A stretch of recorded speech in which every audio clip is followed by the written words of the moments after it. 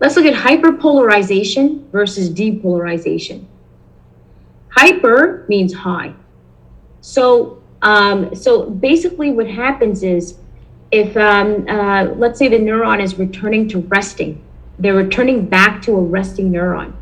What happens is the potassium gated ion channels are still open, causing potassiums to just fly out. So the more positives that leave causes the inside of the cytoplasm to become even more negative. So there's a hyperpolarization there. In other words, higher or more negative. It's going to go from negative 70, which is resting, to negative 90 millivolts, which is an even deeper resting. Okay, so the membrane becomes hyperpolarized because too many potassiums have left the neuron. So we're going to understand this a lot better later if we get to this point, okay? Depolarization is a reduction in polar magnitude in the membrane. So what happens is sodiums rush into the neuron. So the neuron, the resting neuron, goes from negative 70 to a negative 50 or to a positive 60. So in other words, the inside of the cell becomes less negative or even positive, okay? And that could lead to an action potential. So a depolarization can lead to an action potential. It may or may not, depending on the strength of the stimulus. So these two words you gotta know. Hyperpolarization, you're making the inside of the cytoplasm more negative, or depolarization, you're making the inside of the cytoplasm more positive. All right, so the electrical impulse or the electrical stimulus, let's understand what it really is. So that nerve impulse I've been talking to you about is the influx of sodium ions. That's what a nerve impulse is. It is electrical because, again, you're dealing with ions. It's electric. It conducts electricity, all right? So electricity is running down your neuron. And what is it? It's the influx of sodium ions. Okay, so hyperpolarization and depolarization, again, is a shift in the membrane potential, all right? And these changes, so let's take a look at that. So listen to this. It goes from resting potential, that's negative 70 millivolts, to graded potential.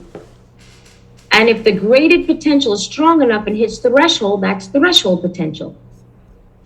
And if the threshold, if the neuron reaches threshold potential, it's definitely going to kick off action potential. And that is the nerve impulse. The action potential causes the nerve impulse to propagate down the axon.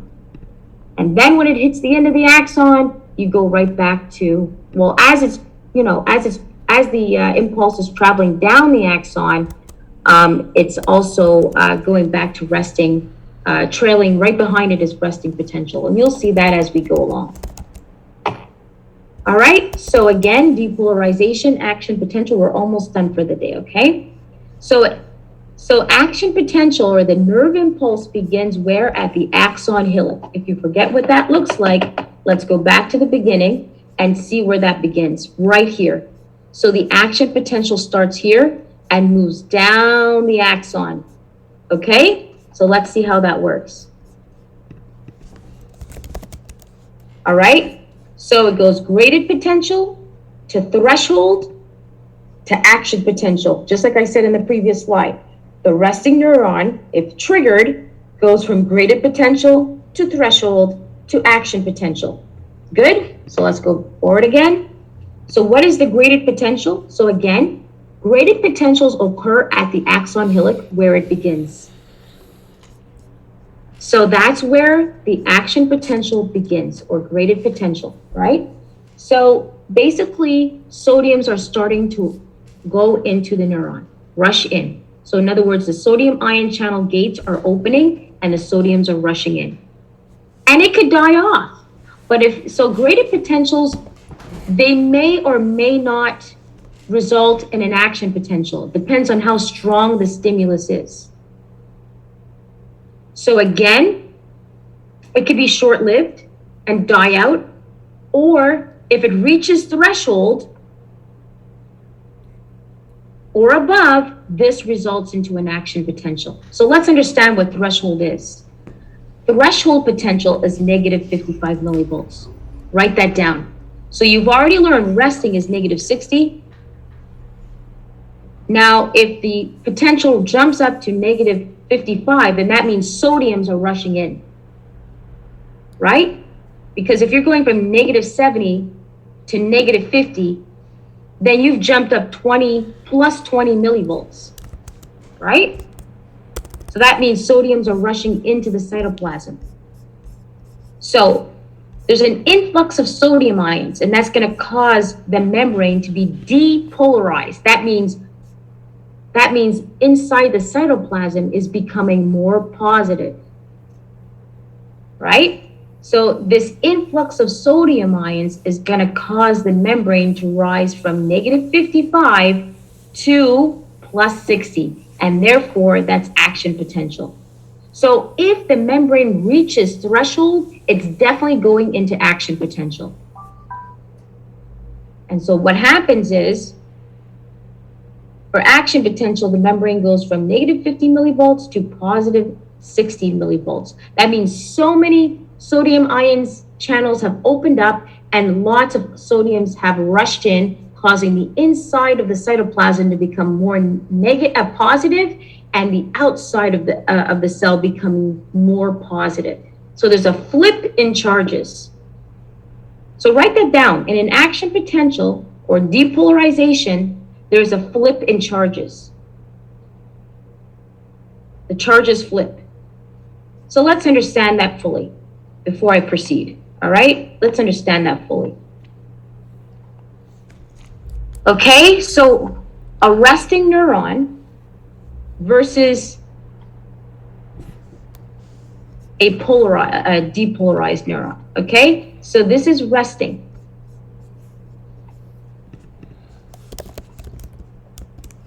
Right? In a resting neuron, you got lots of positive charges on the outside.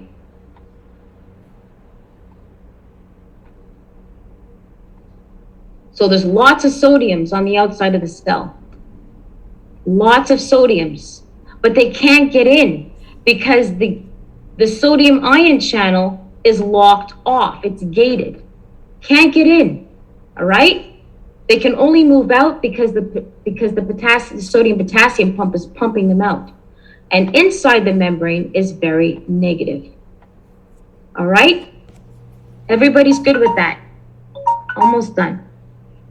Now, when an action potential hits, that means sodium ion channels are open. Sodium ion channels are open, and sodiums are going to rush in.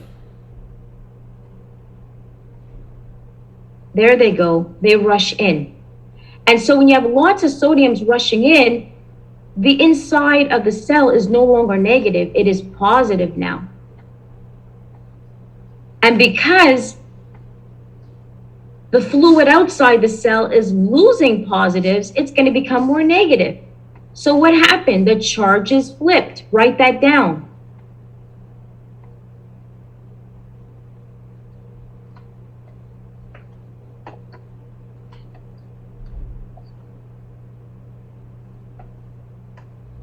So therefore, when I say the charges flip, that means that the inside of the membrane is going to be positive and the outside is going to be negative.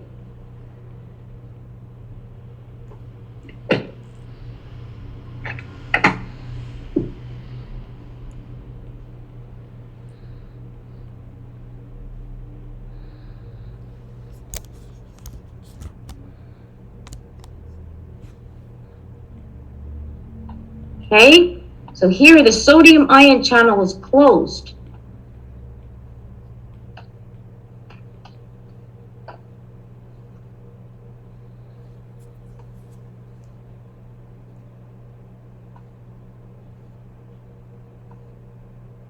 Right? And here the sodium ion channel is open.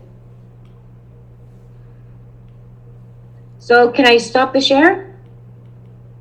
Going once, going twice. All right, stop the share and go back to the PowerPoint. I'm almost done.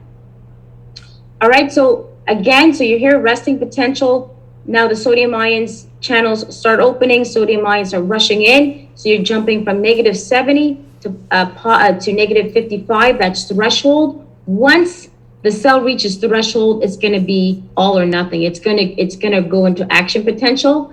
And and so that means enough sodium ion channels have opened up to cause a depolarization down the axon. All right, so that results in a action potential, and it's unlike the graded potential. Action potentials are strong enough to propagate down the length of the axon all the way down to the end.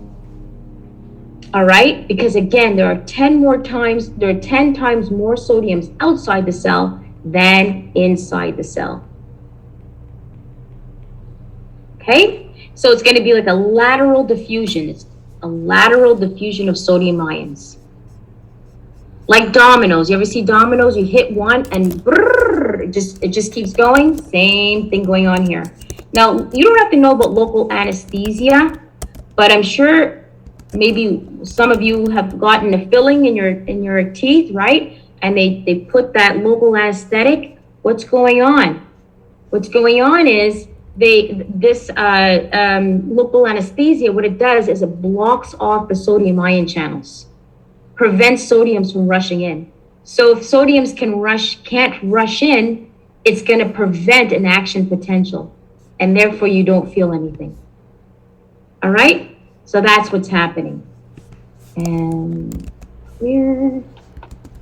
All right, so we're going to learn more about this next class. We will go deeper into it. So I highly recommend you start to study.